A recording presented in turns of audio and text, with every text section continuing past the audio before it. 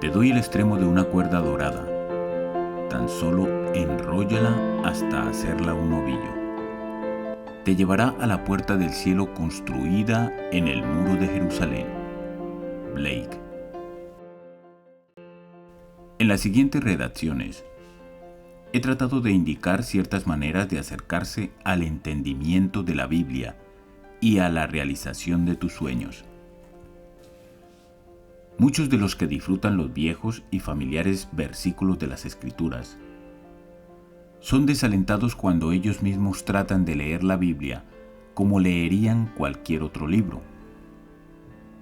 Porque es entendible que ellos no entienden que la Biblia está escrita en el lenguaje del simbolismo, sin saber que todos sus personajes son personificaciones de las leyes y funcionamientos de la mente, y que la Biblia es psicológica en lugar de histórica. Ellos enroscan sus mentes sobre el tema durante algún tiempo y luego se dan por vencidos. Es todo demasiado místico. Para poder entender el significado de su imaginería, el lector de la Biblia debe estar imaginativamente despierto. De acuerdo a las Escrituras, nosotros dormimos con Adán y despertamos con Cristo. Es decir, nosotros dormimos colectivamente y despertamos individualmente. Entonces Dios el Señor hizo caer a Adán en un sueño profundo, y él dormía. Génesis 2:21. Si Adán, o el hombre genérico, está en un sueño profundo, entonces sus experiencias, tal como fue grabado en las Escrituras, deben ser un sueño. Solo aquel que está despierto puede contar su sueño, y solo él podrá entender que el simbolismo de los sueños puede interpretar el sueño. La Biblia es una revelación de las leyes y funcionamientos de la mente, expresadas en el lenguaje de aquel reino de dimensión desconocida, al cual nos vamos cuando dormimos.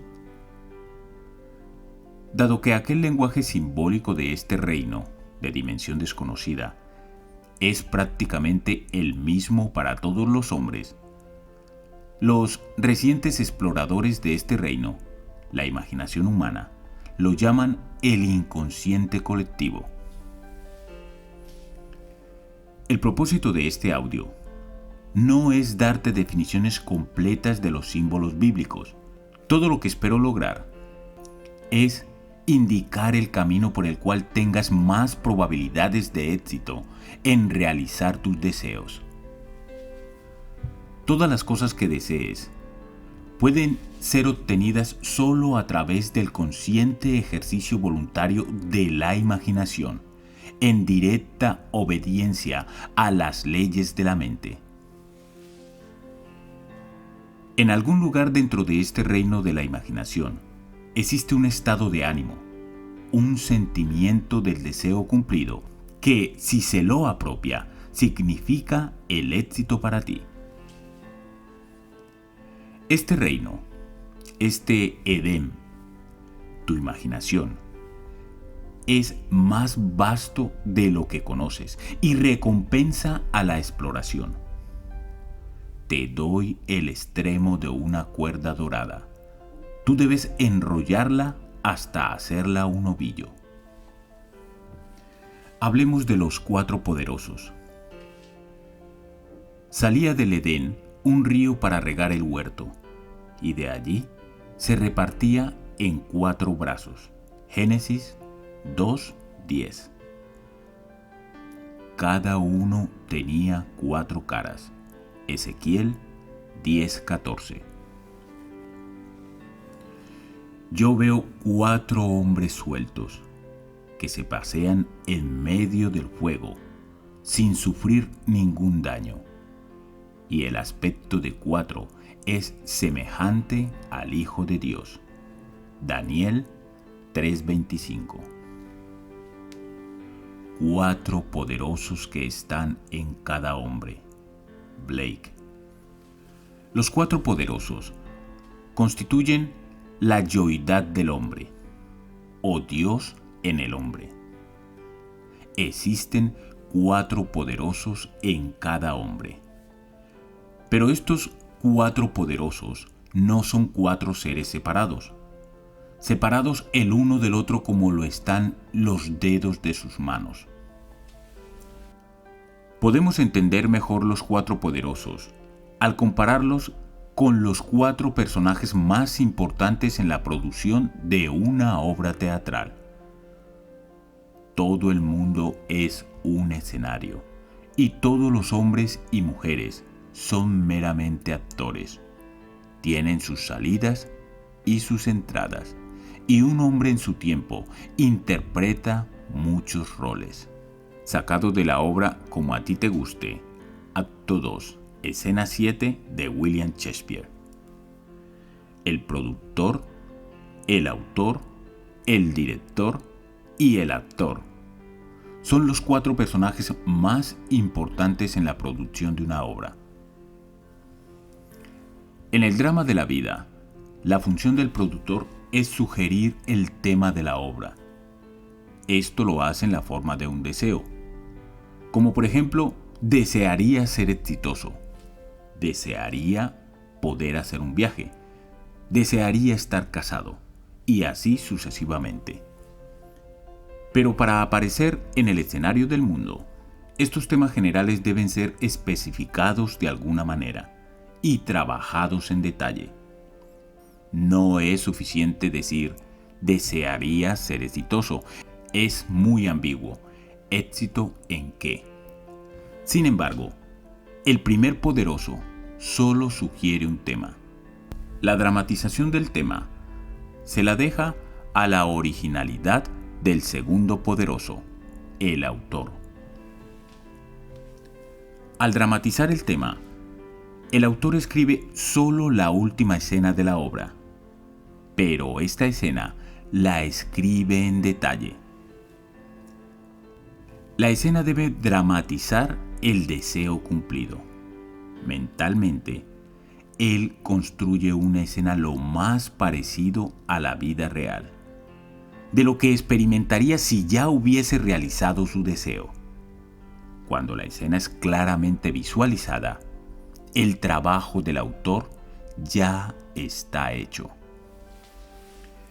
El tercer poderoso en la producción de la obra de la vida es el director.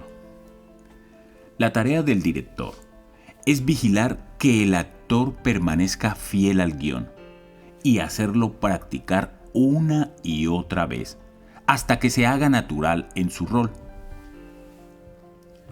Esta función se la puede asemejar a una atención controlada y conscientemente dirigida, una atención enfocada exclusivamente en la acción que implica que el deseo ya ha sido realizado. La forma del cuarto es como el Hijo de Dios, la imaginación humana, el actor. Este cuarto poderoso realiza dentro de sí mismo, en la imaginación, la acción predeterminada que implica el cumplimiento del deseo. Esta función no visualiza ni observa la acción. Esta función representa el drama realmente y lo hace una y otra vez hasta que tome todos los tonos de la realidad.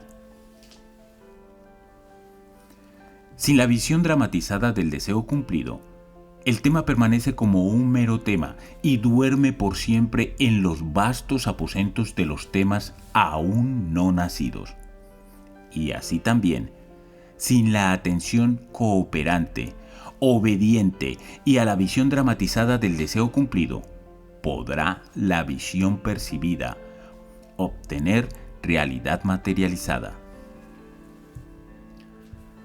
Los 4 poderosos son los 4 cuartos del alma humana. El primero es el Rey de Jehová, quien sugiere el tema. El segundo es el sirviente de Jehová, quien fielmente trabaja sobre el tema y lo convierte en una visión dramática.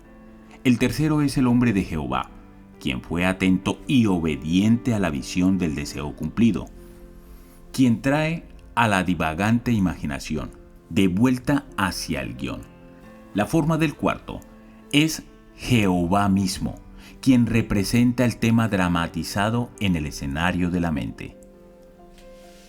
Haya pues en vosotros esta actitud, que hubo también en Cristo Jesús, el cual, aunque existía en forma de Dios, no consideró como un robo el ser igual a Dios. Filipenses 2, 5 y 6. El drama de la vida es un esfuerzo en conjunto de los 4/4 del alma humana. Todo lo que observas, aunque aparentemente está afuera, está dentro, en tu imaginación, de la cual este mundo de mortandad es tan solo una sombra. Blake. Todo lo que observamos es una construcción visual ya planeada para expresar un tema que ya ha sido dramatizado, ensayado y actuado en otro lugar. Lo que estamos presenciando en el escenario del mundo es una construcción óptica trazada para expresar los temas que ya han sido dramatizados, ensayados y actuados en la imaginación de los hombres. Los 4 poderosos constituyen la yoidad del hombre, o Dios en el hombre, y todo lo que ese hombre contempla, aunque aparenta estar fuera, son tan solo sombras lanzadas sobre la pantalla del espacio, construcciones ópticas ya planeadas por la yoidad para informarle sobre los temas que él ha concebido, dramatizado, ensayado y actuado dentro de sí mismo. La criatura fue hecha sujeta a la vanidad, para que pueda hacerse consciente de la yoidad y sus funciones, porque con conciencia de la yoidad y sus funciones, puede actuar para un propósito, puede tener una consciente y autodeterminada historia. Sin conciencia, actúa inconscientemente y le llora a un Dios objetivo para que lo salve de su propia creación. ¿Hasta cuándo, oh Señor, pediré ayuda y no escucharás? Clamaré a ti, violencia, y no salvarás. Habacuc 1:2.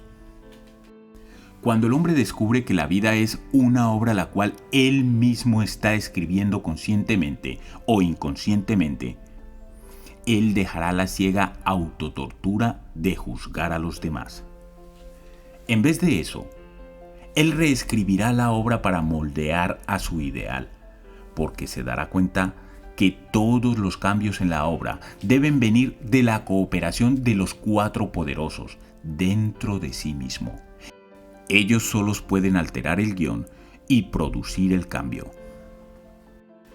Todos los hombres y mujeres en su mundo son meramente actores y son tan incapaces de cambiar su obra, tanto como los actores en la pantalla de cine no pueden cambiar la película.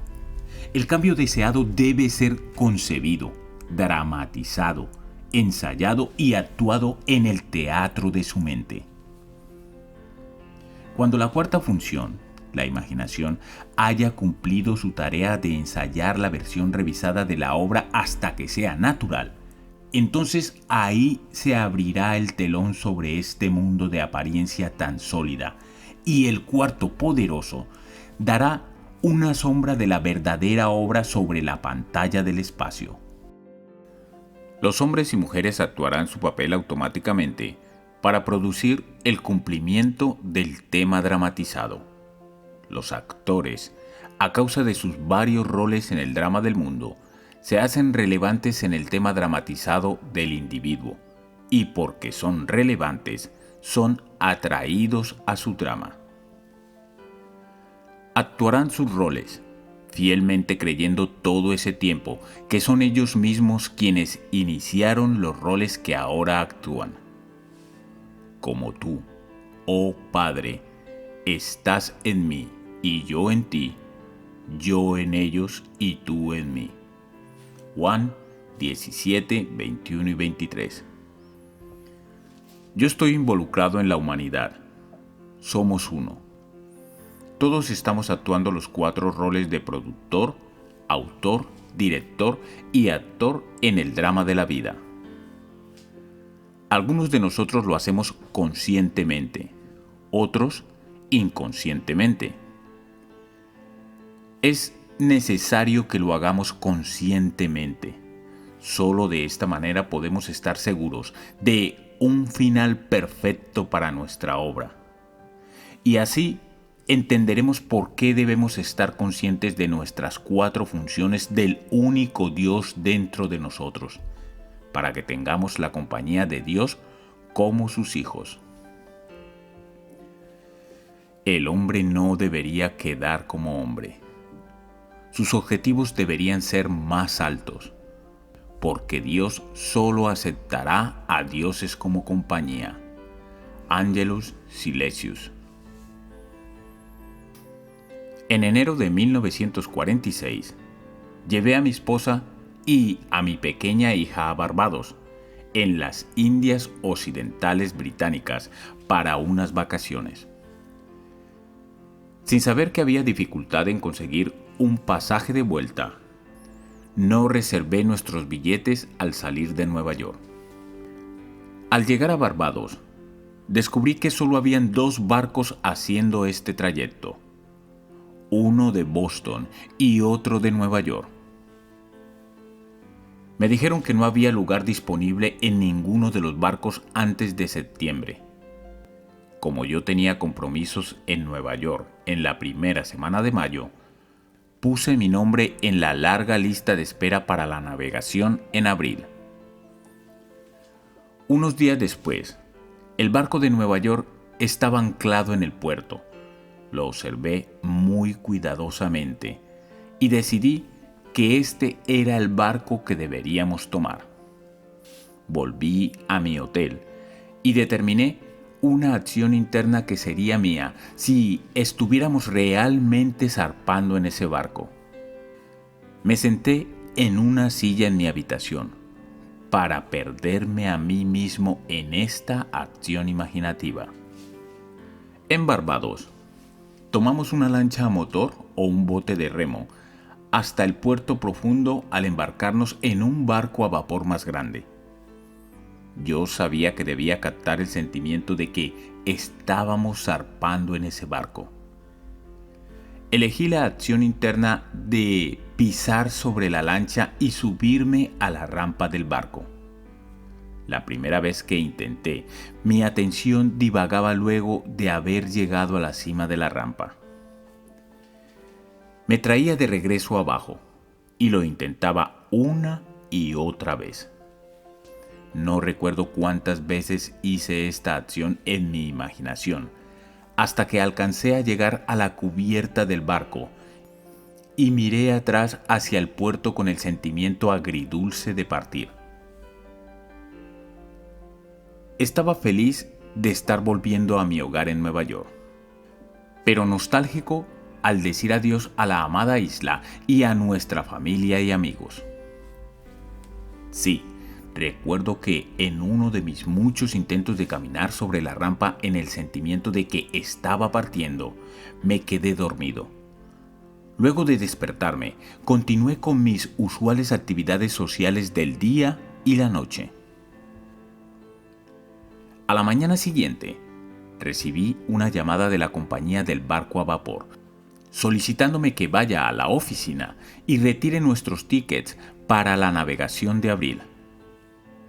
Yo tenía curiosidad en saber por qué Barbados fue elegido para recibir una cancelación y por qué yo, que estaba al final de la larga lista de espera, era el que tenía la reserva.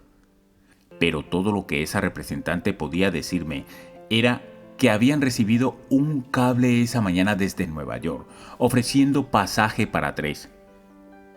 Yo no era el primero que esa representante había llamado, pero por razones que ella no podía explicar, aquellos a los que ella había llamado dijeron que ahora les era un inconveniente zarpar en abril. Nosotros zarpamos el 20 de abril y llegamos a Nueva York en la mañana del 1 de mayo. En la producción de mi obra, la navegación en un barco que me traería a Nueva York para el 1 de mayo, yo actué los 4 personajes más importantes en mi drama. Como el productor, yo decidí navegar en un barco específico en un momento específico. Actuando el papel del autor, yo escribí el guión. Visualicé la acción interna que se ajustaba con la acción externa que tomaría si mi deseo se cumpliera. Como director, me hice ensayar a mí mismo, el actor, en una acción imaginaria de subir la rampa hasta que esa acción se sintió completamente natural.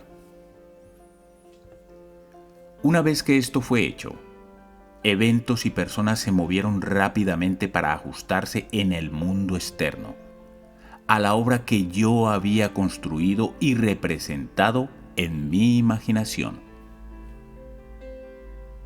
Vi a la visión mística fluir y vivir en los hombres en los bosques y en los arroyos, hasta que no pude distinguir más, entre la corriente de la vida y mis propios sueños.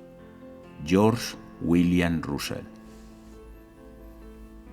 Conté esta historia a una audiencia que tenía en San Francisco, y una señora en la audiencia me dijo cómo ella inconscientemente usó esta misma técnica cuando era joven. El incidente ocurrió en la víspera de Navidad. Ella se sentía muy triste y cansada, y apenada por sí misma. Su padre, al que adoraba, había fallecido inesperadamente. No solo sintió esta pérdida en la temporada de Navidad, sino que también la necesidad la había obligado a abandonar sus planes para ir a la universidad y ponerse a trabajar. En esta víspera de Navidad lluviosa, ella estaba volviendo a su casa en un tranvía en San Diego. El tranvía estaba lleno de conversaciones alegres que tenían los jóvenes felices que habían vuelto a casa para las fiestas. Para esconder sus lágrimas de los que la rodeaban, ella se ubicó en la parte frontal externa del carro y dirigió su cara hacia los cielos para mezclar sus lágrimas con la lluvia. Con sus ojos cerrados y sosteniéndose firmemente de la baranda, esto fue lo que se dijo a sí misma: esto no es la sal de las lágrimas que estoy sintiendo, sino la sal del mar en el viento. Esto no es San Diego. Esto es el Pacífico Sur, y estoy navegando a la bahía de Samoa. Y al mirar hacia arriba, en su imaginación, construyó lo que ella imaginaba que era la Cruz del Sur. Se perdió a sí misma en esta contemplación, hasta que todo lo que le rodeaba se desvaneció. De repente, ella se encontraba al final del recorrido y en casa. 2 semanas después, recibió noticias de un abogado en Chicago informándole que él tenía $3,000 en bonos americanos para ella. Varios años antes, una tía de ella había partido para Europa, instruyéndole a que se le dieran estos bonos a su sobrina en caso de que ella no volviera a los Estados Unidos. El abogado acababa de recibir noticia de que su tía había fallecido y ahora estaba siguiendo sus instrucciones. Un mes después, esta joven navegó hacia las islas del Pacífico Sur. Era de noche cuando ella entró a la bahía de Samoa. Al mirar hacia abajo, ella podía ver la espuma blanca, mientras que el barco se abría el paso entre las olas y traía la sal del mar hacia el viento. Un oficial del turno le dijo: «Allí está la Cruz del Sur». Y al mirar hacia arriba, ella vio la Cruz del Sur tal como se la había imaginado. En los años que siguieron, ella encontró muchas oportunidades en las que usar su imaginación constructivamente, pero al hacerlo inconscientemente, no se dio cuenta que existía una ley detrás de todo esto. Ahora que sí lo entiende, ella también está interpretando sus 4 roles principales en el drama diario de su vida, produciendo las obras de teatro para el bien de otros, tanto como para el suyo propio. Entonces los soldados, cuando crucificaron a Jesús, tomaron su ropaje e hicieron 4 partes, una parte para cada soldado. Y tomaron también la túnica, y la túnica era sin costura, tejida en una sola pieza. Juan 19:23. Ahora hablemos del regalo de la fe. Y el Señor miró con agrado a Abel y a su ofrenda, pero a Caín y su ofrenda no miró con agrado. Génesis 4:5.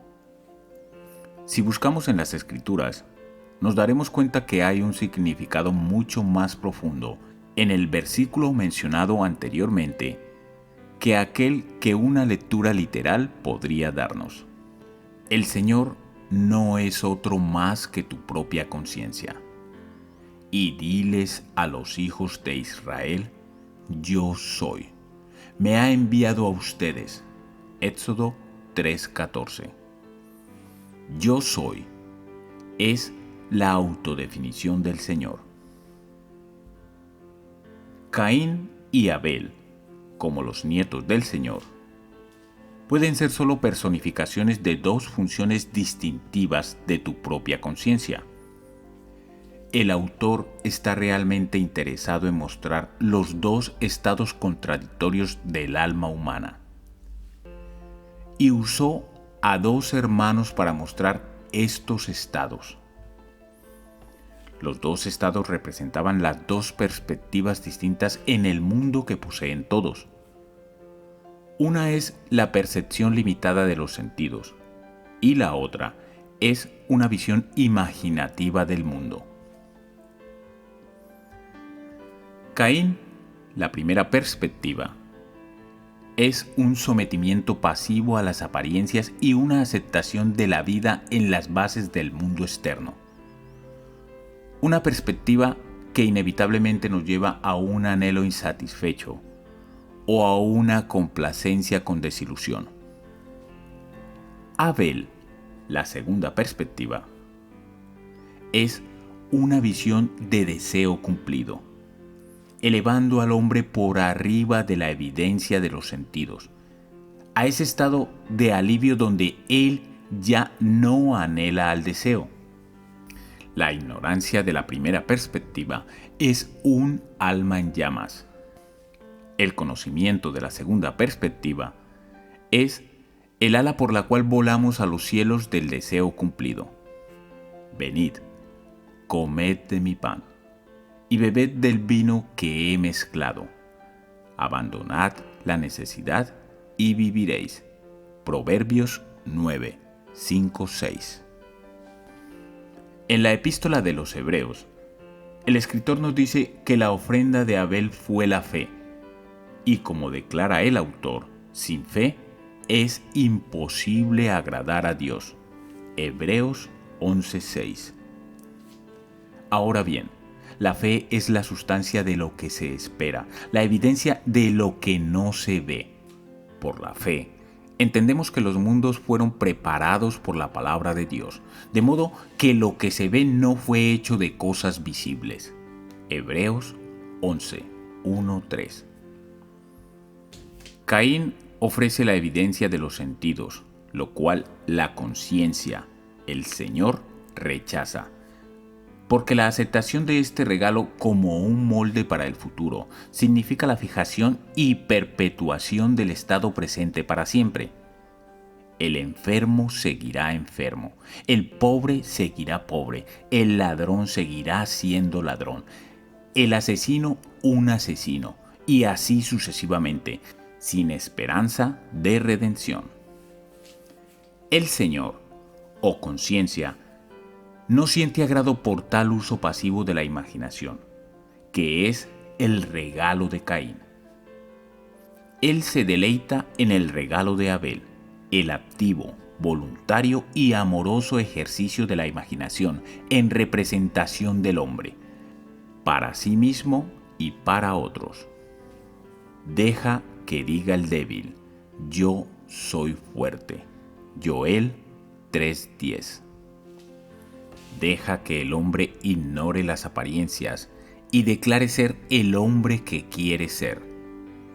Deja que imagine la belleza donde sus sentidos le muestran cenizas, alegría donde son testigos del luto, riquezas donde se dé testimonio de pobreza. Solo por medio de tal uso activo y voluntario de la imaginación podrá el hombre ser elevado y el Edén restaurado. El ideal está siempre esperando a ser materializado.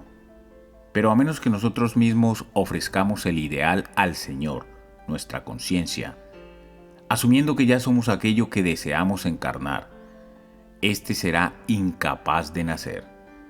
El Señor necesita su cordero diario de fe para moldear el mundo en armonía con nuestros sueños. Por la fe, Abel ofreció a Dios un mejor sacrificio que Caín. Hebreos 11:4. La fe sacrifica el hecho aparente por la verdad no evidente. Estados invisibles se convierten en hechos visibles. Porque, ¿qué es la fe? Sino la creencia de lo que no ves. San Agustín. Recientemente tuve la oportunidad de observar unos resultados maravillosos de una mujer que tenía la fe de creer en lo que no veía. Una joven mujer me pidió que me encontrara con su hermana y su sobrino de 3 años de edad. Él era un bonito y saludable niño con unos claros ojos azules y una excepcional e inmaculada piel. Luego, ella me contó su historia. Al nacer, el niño era perfecto en todo sentido, excepto por una gigantesca y horrorosa marca de nacimiento que le cubría un lado de la cara. El doctor le advirtió que no había nada que se pudiera hacer para este tipo de marca. Visitas a muchos especialistas tan solo confirmaban aún más su afirmación. Al escuchar el veredicto, la tía se propuso la tarea de probar su fe, que una asunción, aunque negada por la evidencia de los sentidos, si se persiste en ella, se solidificará en hecho. Cada vez que ella pensaba en el bebé, lo cual era seguido, ella veía en su imaginación a un bebé de 8 meses con una cara perfecta, sin ningún rastro de la marca. Esto no era fácil, pero ella sabía que en este caso ese era el regalo de Abel que le agradaba a Dios. Ella persistió en su fe. Ella creía en lo que no estaba allí para ser visto. El resultado fue que ella visitó a su hermana para un cumpleaños de los 8 meses del niño y lo encontró con una perfecta e inmaculada piel, sin ningún rastro de la marca de nacimiento, como si nunca hubiese existido. Caminamos por fe, no por vista. 2 Corintios 5:7. Cuando la razón y los hechos de la vida oponen la idea de que tú deseas manifestar y aceptas la evidencia de tus sentidos y los dictámenes de la razón como la verdad, tú has traído al Señor, tu conciencia, el regalo de Caín. Es obvio que tales ofrendas no le agradarán. La vida en la tierra es un campo de entrenamiento para la creación de imágenes. Si tú utilizas solo los moldes que tus sentidos dictan, no habrá cambio en tu vida. Tú estás aquí para vivir la vida más abundante. Por eso debes utilizar los moldes invisibles de la imaginación y hacer de los logros y los resultados la prueba crucial de tu poder para crear. Solo al asumir el sentimiento de deseo cumplido y permanecer ahí adentro, estarás ofreciendo el regalo que agrada. Cuando el regalo de Abel sea mi atuendo, ahí entonces manifestaré mi deseo. El profeta Malaquías se queja de que el hombre le ha robado a Dios. Pero decís, ¿en qué te hemos robado? En los diezmos y en las ofrendas. Malaquías 3:8.